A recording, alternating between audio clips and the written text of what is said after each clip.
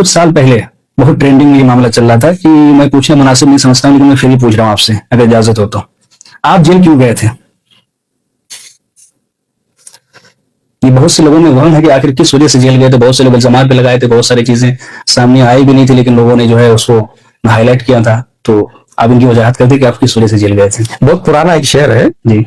حقیقت چھپ نہیں سکتی بناوٹ کے اصولوں سے، جی. خوشبو آ نہیں سکتی کاغذ کے پھولوں سے. کیا بات ہے. بے شک مخالفین نے پوری طاقت لگائی زمین بوز کرنے کی، زمین دوز کرنے کی، مگر والذین اوتوا العلم درجات وان یمسسک اللہ بضر فلا کاشف له وان یردک بخیر فلا راد لفضلہ.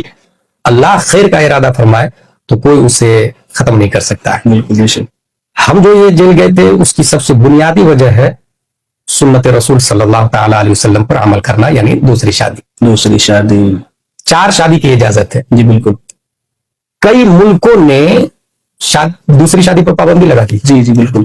لیکن لیونگ ریلیشن شپ کو الاؤ کر دیا، گرل فرینڈ کو رکھنا الاؤ کر دیا. میں اس جیل کی بات بتاؤں جس جیل میں میں تھا. ایک صاحب نے مجھ سے کہا کہ کیوں آئے، میں نے کہا دوسری شادی کیا تھا اور دوسری والی نے جیل بھیج دیا. تو بولے نہیں کرنا چاہیے یار، بولے 1000-2000 میں تو لڑکیاں مل جاتی ہیں. معاذ اللہ رب العالمین. میں نے اس سے کہا، بہت بڑا آدمی تھا، میں نے اس سے کہا آپ کی گرل فرینڈ کتنی ہے؟ اب صاحب آپ کو حیرت ہوگی، اس نے کہا 99 گرل فرینڈ ہے. اللہ اکبر کبیرہ. معاذ اللہ. اور سب سے فرسٹ پرائیورٹی بیوی کو دیتا ہوں، لیکن گرل فرینڈ 99 ایسا کوئی الگ الگ ٹائم دیتا ہوں. میں نے اس سے کہا ایک بھی گرل فرینڈ بنانا حرام ہے، لیکن 4 شادی کرنا جائز ہے. اور بحث کیا میں نے اس سے. تو اصل وجہ تو یہ تھی. اب فروعیات میں ہماری بیوی میں اختلاف ہوا. شروع میں اس نے پیسے کی ڈیمانڈ کی، جب ہم نے نہیں دیا تو معاملہ بڑھتا گیا.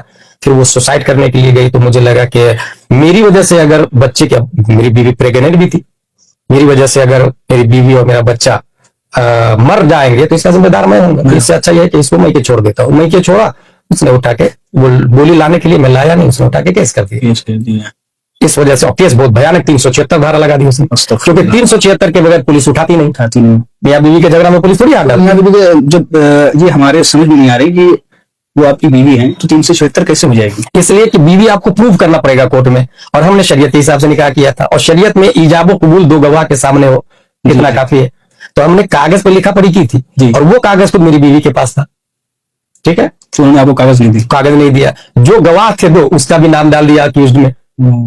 وہی تو سن رہا ہوں کہ 376 تو اس کو لگے گا نا جنہوں نے شادی نہیں کی. بالکل صحیح. تو ہمارے پاس ڈاکومنٹ جو تھا وہ لے کے چلی گئی، میری وائف چلی گئی تھی، جس کی وجہ سے پولیس نے ایکشن لیا. اور ہم شوق سے، ہم نے کوئی ری ایکشن بھی نہیں کیا. پولیس آئی، میں نے بات کی، میں نے کہا چلیے. اور وہ اللہ کا شکر ہے کورٹ نے بری بھی کر دیا. اور اس نے پوائنٹ ڈالا اس میں، کورٹ نے، ہائی کورٹ کے جج نے، کہ معاملہ 2021 کا ہے، کیس ہو رہا ہے 2023 میں. معاملہ کھنڈوا کا ہے، کیس ہو رہا ہے کرناٹک میں. Both are weak points for case. یہ ہوا تھا. پھر وہ اچھا ہوا جانے سے، ہم نے 3 لوگوں کو کلمہ پڑھایا اور 2 کتابیں لکھی. سبحان اللہ. تہجد شاید ہی کبھی چھوڑا ہوگا میں نے. کتنے مہینے رہے؟ 9 مہینے رہا. ڈیلی 6 گھنٹہ قرآن شریف پڑھتا تھا، ڈیلی 6 گھنٹہ. کہاں پہ آپ کون سے جیل میں تھے؟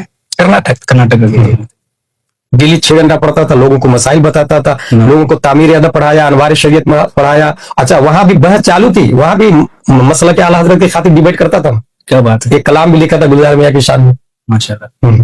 تو بزرگان دین کی سنت بھی ہو گئی. جی. امام احمد بن حنبل 28 مہینے جیل میں رہے، شمس الائمہ سرخسی 12 سال جیل میں رہے، امام اعظم کا انتقال جیل میں ہوا، حضور مجاہد ملت 8 بار جیل گئے. بالکل بالکل. ایک بزرگان دین کی سنت بھی ہو گئی.